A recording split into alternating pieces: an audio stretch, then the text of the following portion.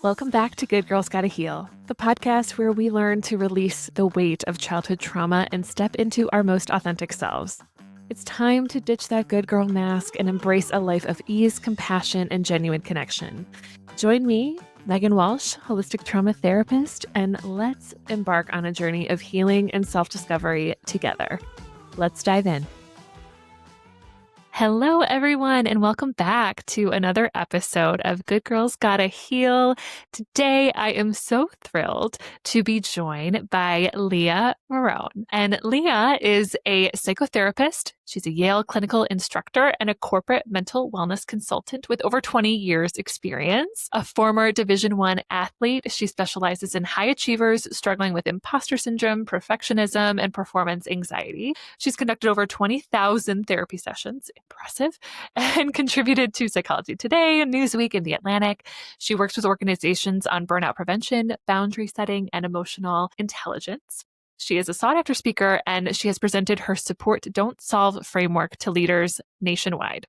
Her new book, Serial Fixer, releases November 11th, exploring the hidden patterns of overfunctioning and how to break free. Love all of this. Welcome, Leah. Thank you so much for being here today. I'm so excited to talk with you, Megan. Thanks for having me. Yes. So happy to have you here. And I'm so excited for the release of your book because as I'm reading your bio, I'm like, yep, me. So I know you have so much to offer all of our listeners today. So your book is called Serial Fixer. And I know that so many of our listeners here might identify as a fixer inside of their relationships or at work, or really identify as someone who takes on a lot, right? Says, I'm doing a lot. So how do you define a serial fixer? And what are some of the subtle ways that shows up in someone's everyday life? Yes, that's a great question. And it is. I mean, like anything, there's kind of different types, if you will. I mean, ultimately, serial fixer is someone that places themselves in the role, whether it's in relationships or conversations, as they immediately will take a bit of information or sometimes the hurdle or struggle that someone is going through and immediately will occupy that fixer role. And, Megan, it comes from a good place. Like it's generally people with high emotional intelligence, high levels of empathy and compassion. But it's kind of this urgency of this is how I connect. This is how I'm purposeful. And sometimes it's also like compassion disguised as control. Because if this person can feel okay and I have a hand in that and they're good, then I can be good and I will get some relief. Yes. And I know, and of course, as psychotherapist, my next question will go right to it. How do someone's childhood dynamics really play a role in adapting this role as the fixer, needing to have this kind of control? Oh, well, it is. I mean, it's a survival technique. Yeah. It's generally a trauma response. It also is just who was typically our parents, our caregivers, how they were modeling for us, and how we really associated at a young age. Where we can, be 5 steps ahead, where we can be, try to execute perfection, where we can come in and try to soothe and catch something before it happens to prevent uncomfortable things. And you can see where there's a lot of self-sacrifice with that, but it's this surge, even from a young age, of just always being on and hypervigilant of just what's happening around me. And that really compromises our ability to be present and sometimes tap into our authenticity, right? Right. Absolutely. And I know that for so many, and I'm sure so many of the individuals that you work with that are high achieving, it's like this, it looks so good on the outside. Like, wow, you've gotten to this role in a company, or you've succeeded in all these various ways. So everybody's getting all this validation for this coping mechanism. And what do you find is often the point that someone might recognize that, like, okay, yes, I have all of these, these accolades and these accomplishments behind me, but I don't feel good. Like, what do you feel like tends to happen to get to that point to recognize, like, ooh, this is not working for me anymore? Yeah, that's such a great point. And I think it is kind of this eye-opening moment that a lot of us experience sometimes, numerous times in our lives, where there's this confusion that sets in of, I am working so hard. I am trying to have this under control and structure this, and I'm extending myself in all these directions, and it's not being noticed. I feel like sometimes I get taken advantage of.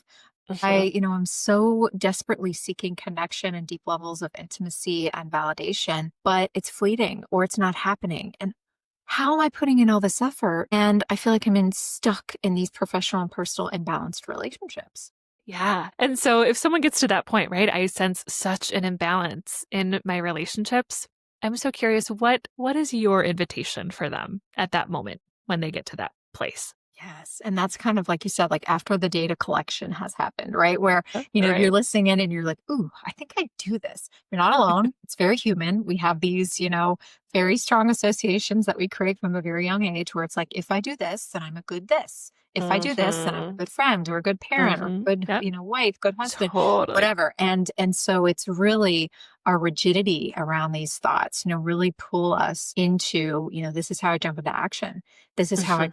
affirm over and over that I am a good whatever it is in this role. And I do have a strong sense of worthiness and purpose. So Hmm. really, right out of the gate, I think it's acknowledging and taking some note and collecting data on your next few interactions. Like the Mm. ones that have emotion interwoven in it. This isn't concrete conversations of like, what time is dinner or where's the copier? This is like, these are emotionally driven conversations where someone is sharing, even non-verbally, like their hurdle, their like distress, something that and if your first go-to response is advice, prematurely Mm. taking those, like processing it for them, like, well, have you tried this? What about this? What about this? Or you find yourself stuck in these cyclical conversations with a Yeah. friend, maybe who's dealing with something very intense, but you're like, I feel like I'm having the same conversation with this dear Right. friend every Right. single week. And I'm giving her the most amazing advice. And she seems to be in agreement when we talk, but then there's no activation and no execution. You're serial fixing. That friend has Mm. no ownership or stock, and you're doing the work, and you're 5 steps ahead when you're not Yeah. meeting this person where they are. Ooh, so true. And please tell us, what is the cost? What is the cost of serial fixing inside of your relationships? I mean, one of some of the extreme costs is resentment, Yeah. right? You Yeah. start to feel this resentment. And of course, that kicks kind of our internal pleaser and inner critic into gear. Like, what is wrong with me? Am I not grateful? Do people not like, so it's this internal battle. But I think resentment is a big one. It's kind of having a negative tint to, I'm working so hard and I'm not appreciated at all. Mhm. I'm trying so hard to get this validation, get this connection externally. And you can see where that's also like, that doesn't work when we're not doing the internal work as Mm. well. So I Uh-huh. do think there's so many things. I mean, heightened anxiety is a huge one. Huh. Uh-huh. So true. So true. How often does this come out in parenting? This. God, a lot, a lot, a lot, a lot. Because again, I think, myself included, Uh, I think we'd have yeah. these strong associations with if my kid is distressed, if I hear disappointment, if I notice they're going through something challenging, like, and I'm not able to fix it or solve it or soothe it, then I'm not a good mom. If I'm not frantically trying to be 5 steps ahead and make sure this is done and this and this and, oh, overextend myself and overarch and bend over Mhm. backwards, I'm probably not doing it right. And I don't know if I care enough. And am I a good mom then? And so those are the things that keep us in this fixer mode. And Mhm. you can see, though, the biggest thing is, again, not only kind of this codependency, but we're actually robbing our children, our teenagers, our young adult children of these repetitions, of Yeah. these moments that they can gain the processing skills to build that resilience and self trust and not Yeah. rely on us to always structure and fix and do the dirty work. Mhm. Oh, it's so true. It's so true. And so I imagine if someone is like nodding their head, like, oh, yep, this is me. This is me. I have a very hard time not jumping in and fixing. Can you tell us a little bit about your framework, right? The support, don't solve framework.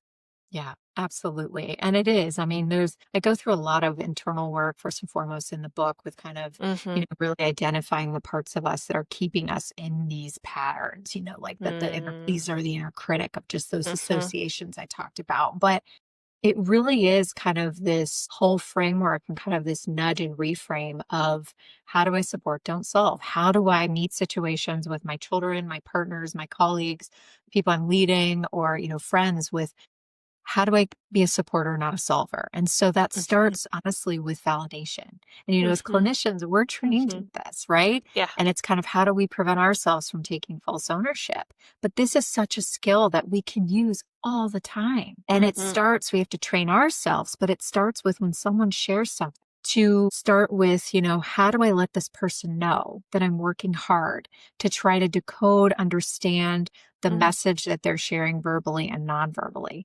It's not Mhm. jumping again to step 5 and saying, oh yeah, that happened to me 3 years ago, or like, let me do this, or I'll just email the teacher, or I'll do this and this and this. It's letting that person know and really regulating all the alarm bells that go off in you. Like, if you don't Mm. fix this, they're probably going to think you're incompetent as a leader. If you don't Yeah. fix this, they're probably going to think that you're not a good mom, or if you're probably not, if your kid is crying hysterically in front of you. And those are the things that we have to try to regulate as we are validating and creating space for that person to get their reps in and feel their feeling before we jump into Yeah. fixer mode. Yeah. Oh, I love this so much. This is so key, so important. And actually, let's talk a little bit about like what is the data, the research, the understanding behind letting someone get their reps in, right? Like what that actually means. Like what is that doing for them? Absolutely. I mean, if you think about too, just physically, if you're, trying to get in shape, if you've never ran a day in your life and you want to run a marathon, like you have Mm-hmm. to get your reps in.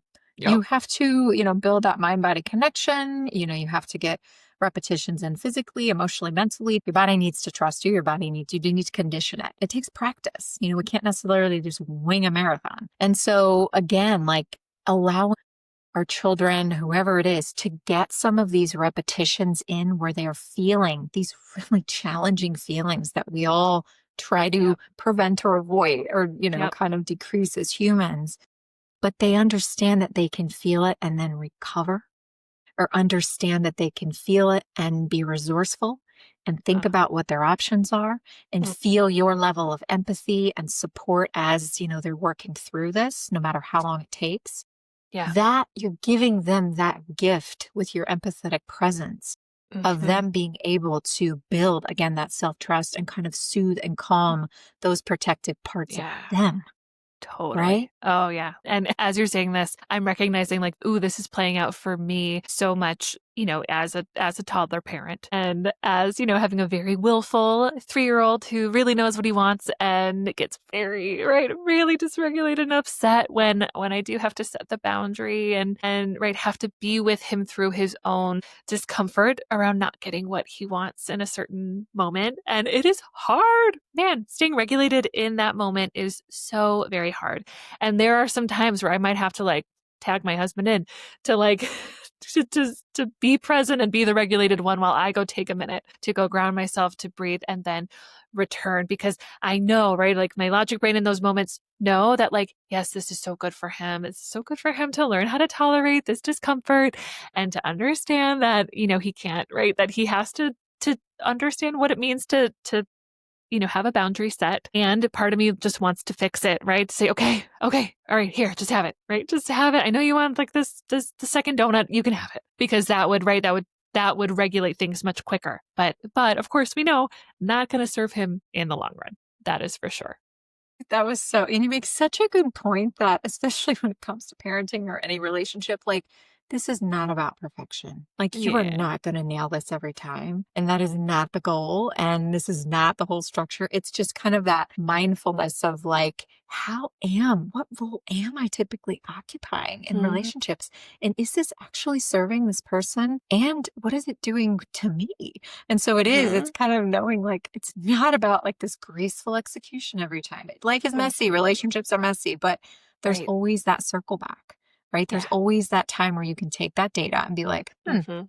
okay, noted. Like this is something that was incredibly triggering for me. And maybe it wouldn't have been 3 days ago, but I've been low on sleep and my balloon internally is Huh? bursting. So it's just a matter of giving that grace as you're trying to reframe and get your reps in Mhm. and Yeah. build kind of this this new way of looking at things. Yeah, right, right. It's like it's them building the tolerance, but like you, right? You are having reps too of building your own tolerance of just being with instead of fixing. And I'm so curious. You talk often also about emotional hangovers, right? The crash that we feel after we've overextended ourselves. So how can someone tell when they're experiencing one, and what does like a healthy recovery from it look like? Yeah, that's a wonderful point. So I think too, we hear the word hangover. Mm, You might be thinking of a wild night and kind of overindulging in something, which is, yes. yes. But Uh-huh. I think too, this is kind of the emotional hangover piece. And, Hmm. in life, we, in order to access grit, in order to stay focused, in order to get through difficult things, it's Hmm. very healthy and natural to have to suppress certain things in real time. We're not going to Yeah, engage in every thought that's happening because that can right. derail us. Yeah. And so a lot of times we are kind of suppressing certain things, and if we're consistently doing that though, and not to checking in with ourselves, not then validating like, wow, that was a really intense meeting, or that was a really intense project or visit with my in-laws, and we don't validate that, like the hangover effect, once that deadline is met, once that project's complete, once that visit is over, and you think, Hmm. okay, we got through it and actually it was on pretty good Yeah, behavior and I executed and maintained, we sure. can feel this huge wave of like exhaustion, kind of a mood shift, anxiety, and it sometimes can be incredibly confusing, and we start to think, what the heck is wrong with me? Is this normal? And it generally is. And the way that we can start to kind of decrease the emotional hangovers, because I work with a lot of patients, unfortunately, that are like work hard, play hard, and Yeah, they're in the zone, but like too much in the zone, Monday through Friday, not taking care of themselves, not checking in, flying by the seat of their pants, filling out right. every crack and crevice with something Yep, that stimulates them. yep. And then they crash and burn come the Hmm. weekend. And then it's Yeah, all right back up again on Monday. right, And right. that's definitely the cyclical hangover effect. And so the biggest thing I think, when it comes to self-care, and I know you probably preach this all the time, it's Hmm. like there's such a, gosh, almost like a disservice to how a lot of us are dividing self-care, where it's kind of these lavish things, it's these big ordeals, it's a Mm. lot of time. And it's really self-care is, again, getting reps in with collecting our own data, just those self check-ins. How am I doing? What's going on? How Hmm. am I like intersecting with my current environment? Yeah. And also just capitalizing on transitions throughout your day. How am Mm. I, I think that's a big Yeah, thing we all have the privilege of having, is moving from one room to the next, moving from one yeah, role to the next, and we fill them. We don't yeah. use them as time to reset. It's so true. I love that, capitalizing on transitions, because you're right, right? Those transitional moments are so key. And I wonder, is there something like, if we could give someone something really concrete when to capitalize on their transitions, would you say that it is really that self check-in? Like, where am I? How do I feel? What do I need? Definitely, that's a huge one, and that's kind of a step deeper. But if you want kind of Hmm. quick, like I want to practice that, think about when you are just walking to the mailbox. Think about when you are walking out of from your bed into your bathroom in the morning. Are Hmm. you cluttering that time with maybe Mm. checking your email, looking at this, trying to be productive, trying to Hmm. get ahead, Yeah. consuming something? Hmm. And, I was guilty of doing that at stoplights. It was just like, Yeah. oh, there's a red light. Let me pull out my phone and see if in the last 10 Right. seconds there's a news update or someone messaged me. And it's Totally. like, Yes. what am I Right. doing? Yeah. Use this time to just Uh, look around, see what I see. I might be at the yeah. same intersection 50 times in a month, but I'm always going to see something different. And just Hmm. practice being present. Being And present. we're Yeah. very out of shape with that. And so Oh if you my just gosh. capitalize on those transitions throughout the day, even like a quarter of them, it's helping you clear in real time your internal clutter. It's Hmm. preventing sometimes those all or nothing and those emotional Yep. hangovers. And I think it's Yeah. just a huge way to keep self care consistent. Yeah. Oh, for sure. And it's such, again, it's really good information to notice when that is happening. I'm thinking last night I had to restart trying to watch the new season of Nobody Wants This. And I've literally had to go back to like start the same episode 3 nights in a row. And why is that happening? Because number one, I'm scrolling on my phone while watching it. So I'm not actually like intentionally taking in the show. Then I fall asleep and we start the cycle over again. I actually really had to stop last night and be like, whoa, wait, what is happening here? That I am not actually being so mindfully present to take in the show in the way that I want to. right? Which, and again, we know like watching a show is also not necessarily being the most, present in my body and self, but it just shows the extent of like, oof, all right, really good information that I need to like do some grounding I'm today. multitasking with Yeah, things that give me recovery. Like, what am exactly. I doing? You're not What am I alone. doing? Yeah, what am I doing? So, yeah, such a good sign of like, all right, I really do need to do some grounding here. That is for sure. And so it's such a good point of like just that mindful awareness of where you are and bringing yourself back to yourself. And I'm really curious about your experience. You mentioned you're a Division 1 athlete. First of all, I'm so curious in what sport, but I'm also curious, how did that experience with discipline and performance shape the way that you see your own healing and rest, and of course that in your patients and clients as well. Yeah, how did that shape your own experience of this? Yeah. Yeah. So I played basketball. Okay. I Cool. grew up in Indiana, which, basketball is kind of king. Yep. So yeah, so I was started out as a basketball player at a very young age and was able to have the opportunity to keep playing, after high school, which was amazing. And it challenged me. And I was a pretty anxiety ridden athlete. It was one of those players that was very good in practice. And then come game Mm-hmm. time, it kind of took the reins. And it Yeah. was really hard to kind of regulate myself and be back in the present and not Sure. just, kind of I was told like just forget about it. Just don't worry about it. Just Mm-hmm. play. And that sounded so Mm-hmm. good. I just Yeah. wish I could have accessed it, but I couldn't. And so I Yeah. think that discipline of me, consistently pushing my body and gaining a huge amount of self-trust physically, Mm. I really had a lot to do when it came to self-trust emotionally and mentally, because I used Yeah. that kind of as this overarching crutch and kind of this Huh. sense, well, I'm exercising every day. I'm doing what I need to do. I'm Sure. achieving on this level. But the real anxiety internally, I had to learn, it wasn't about canceling this critical part of me. It wasn't Yeah. about hating this part. It was actually about aligning and understanding. And I think that was the biggest thing. I wish I would have had that knowledge as an Mm. athlete. But it's really helped me with not only writing the book, but just helping Mm-hmm. my private practice or just even people that aren't athletes Yeah. that have a fierce inner critic. Yep. Yeah, but I'm sure everybody, myself included, is resonating with that. And what are some ways someone can align with their inner critic if they don't know where to begin? Yeah, it is. I mean, I think it's first and foremost, most of us do. We just really don't like that part of ourselves. We think sometimes like, what is wrong with me? Get away, and we try to shut it down, we suppress, we try to distract. That's when we're filling every crack and crevice of our day. Mm-hmm. Yep. And I do think it's this reframe of acknowledging that this part of you is almost like an internal bodyguard. And Mm-hmm. sometimes this part of you gives you 10 bodyguards when you need one. But it's really like kind of using some of the internal family systems model and using that opportunity to show appreciation to this part of you that's working so hard and really uncovering what it's trying to protect you from or from feeling. Yeah.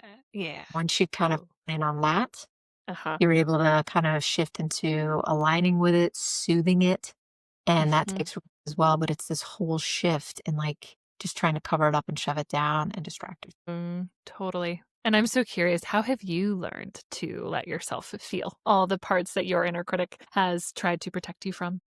Oh my gosh. Yeah, it's a lifelong journey, but I Yeah. really do. I think now I've really learned to appreciate that critic in me and also Mhm. always growing up I gave anxiety such a bad rap. And now I've Mhm. really not only just as a clinician, but through my own journey looked at anxiety as like my body and mind are on my team. Like this is a part of me that's working in overtime. And I need to first acknowledge what it is. And it's not ideal. It's not Mhm. comfortable. But when I'm Yep. feeling these things, I need to say, like, all right, like I probably need to take note of this. Or, you know what, Mhm. I'm see how this kind of just works out as the day goes on. But Yeah. it's really understanding that like we forget that our minds and bodies are on our team. We forget that Yeah. sometimes these Mm. responses, whether they come in Mhm. hot or not, are a part of just how these parts of us were built because of things that we've endured in our past or just Yeah. cyclical generational trauma. And so it's Mhm. kind of having that awareness that these parts are on my team. I just need to Yeah. do a good job of appreciating them, but soothing them so they could take a bit of a break. Yeah. Yeah. I love that. I love it. They're on our team. They are on my team. How do I tend to them, nurture them, be with them? right? And that just that in itself, right? To nurture, to be with during the really hard moments, just again is such an act of reparenting, right? It's such an act of reparenting your inner child for sure, which we talk a lot about here. So I think that is so key, so important. I'm curious too. Your work blends therapy, neuroscience, and real life experience. What's one insight from the science side of things that really gives people permission to do this slowing down, right? This self-attunement and really reclaiming their energy. Well, again, I mean, the neuroscience and just like look at polyvagal theory and just all these things like our nervous system, again, it's on our team, but sometimes it's just in this constant state of being Mhm. Mhm. Yeah. triggered, very instantly. And so it is kind of, again, I relate it to just your physical health. Like in order to get in shape, you have to understand what works for you, have the right form when you're maybe lifting, get your repetitions in, understand like what this is actually doing and having time for recovery. Mhm. And the same thing goes, I think, when we look at all the signs of just that our bodies are giving us. It's acknowledging that when we're kind of looking into to shifting this, aligning this, and soothing this, that our bodies are just Mhm. hyperfixated on our minds are hyperfixated on something. And how can we get some repetitions in and execute that patience and grace as we're Mhm. getting in shape with it? Yeah, I love that. The compassion, the grace, I think is so key because I can't tell you how many times I sit with a client and I am so exhausted and I'm so busy. Like, right, like the two go hand in hand and that it can be really mind-opening to even like invite or suggest that what happens when we pause. We actually have a choice to reconfigure things a bit to give ourselves that space and that space is just as valuable, is just as productive, is just as needed as if we were to fill that space with a 30-minute meeting, whatever it is. But it is so key, it is so important. And I'm just curious too, in writing the book, what did you and as I'm in the process of writing, kind of early on in the process of writing the book, what did you learn or what surprised you? Did anything surprise you coming from your time spent writing the book? I think regulating my inner critic as I Yeah, was, right? That was a totally. big, Yes. when that wasn't necessarily surprising because, she's been Huh. me through every bump on the road. But Yeah. I think it was just, really the whole practice of, taking short little pieces of the process and Mhm. trying not to get too futuristic in my thinking and Yeah. overwhelmed and just like really Mhm. breaking it up into pieces. Mhm. And that was huge for me, and just again, when my critic or the self-doubt or things of like, "You can't write a book," or like, "Who's gonna like Yeah. this?" Or not, it's almost like, "This is my purpose, this is what I've Yeah. noticed, this is what I'm doing, and this is what I'm setting out to do," and that mission and kind of that goal and even writing the book, like, I had to revisit that often to just kinda stay in that zone. Yeah. Yeah. Oh, I love that. And tell me, what is the mission and the goal in writing the book? Yeah. The mission, the goal, I mean, really, I got, a lot of people kind of told me, like, who's the target audience? And I know they didn't like my answer because I was like, it's humans. Like it's humans. Do Like it. I am not just after one isolated group because Mhm. what I'm hoping to do is take some issues that, in the clinical world Mhm. are very deep or very, Yeah. we talk a lot on a very psychological level, neurological level, and really bring some of these things out that someone without much knowledge of these Mm. things and really looking for Yes. change and relief and decreasing their anxiety can pick up and go beyond just here are the symptoms of burnout. Here's why it Right. is. But Uh-huh. it's palatable. It's something you can apply in Uh-huh. your time. And my whole goal, honestly, was to generate self-awareness, but self-awareness that you can feel a deeper connection brewing with yourself. Yep. Oh, I love that. I love that so much. And I'm like, yes, yes, yes. Share, right? Share the same goal, making it tangible, accessible, and actually so applicable, right? I think you provide such a powerful framework because I think people are like, yes, I know it, right? How often do I hear it? I know this intellectually, but like I don't know. How do I apply this? Right? I know so much, but I can't apply it. And so I love that this really gives such tangible ways to apply this in your everyday life, which is so exciting. And how can everybody get the book when it comes out on November 11th? Yes, well, thank you. No, and you can pre-order it now. You Oh, can get yes, it do that. pretty much anywhere that you buy books. I mean, it's on Hmm. Amazon, Barnes and Noble, Bookshop. You can get it through my publisher, Broadleaf, but Hmm. it's kind of mainly the places that you'll buy your books. And so pre-orders are still happening, and then it does officially launch on the 11th. And I will say that people that have already ordered through Amazon are getting their books now, which is interesting and actually a Interesting. cool little plug. So if you don't want to wait till the 11th and you Okay. order with Amazon, I think you might get it early. Okay. But yeah, but it is one of those things that it's been very exciting and a very eye-opening experience, and I hope Yeah. that people like really can use it as a resource. Yes. Oh, absolutely. And will you be going? I feel like I saw this. Are you going on a book tour or doing a book I tour? am. I have a Yes. mini book tour happening where I Yeah. will be in Indianapolis. And so Great. I'll be Okay. speaking at my high school with the guidance counselors and some of the stuff there. Love And I'll it. be at a bookstore that is, gosh, like a stone's throw away from my parents' house, Hmm. and doing some other events kind of in that area. And of course, Charlotte, and I think Austin, where I went Hmm. to grad school, and just some other things are Nice. getting on the calendar for the new year. So absolutely. I love this so much. Amazing. Okay. And so we will absolutely be linking the book. Everybody get the book. How else can they work with you? Yes. Well, my website is leahmarone.com, Hmm. and you can find me on social media, on Instagram, LinkedIn, Facebook, Hmm. and I just love to hear from you. So if there's any Yeah. questions or any comments, or you're like, oh my gosh, this is how I'm a serial fixer, please let me Uh, know. I have a segment on Substack where I do talk about different types of serial fixers, and people will oh, write in and share their stories. And of course, I keep it confidential, but I think it's so sure. helpful for people, and just kind of creating this sense of like, Yes. you're not alone and there's a community Right. here. Yes, there's a community here. I love that. I am recently on Substack, so I'm gonna find you and follow and reshare. I'm still learning how it all works, but we'll connect with you there and be sure to share that as well because I think I love that this tangible access to be able to ask questions and really understand this on a deeper level. So I love that you're giving really a full a full way of supporting someone who really identifies with this role and how to step forward in beginning to work through it. And of course, I know the goal of being of finding just so much more ease internally, right? Really lowering the pressure dial and how do we just find more ease inside of our bodies, inside of our relationships. And your framework, I think, is just so going to be so powerful and helpful for anybody who steps into your work.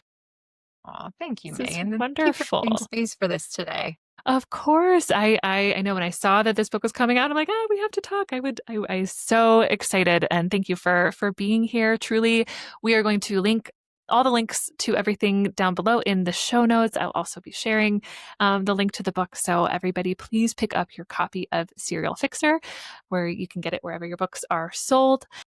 And Leah, thank you so much for being here.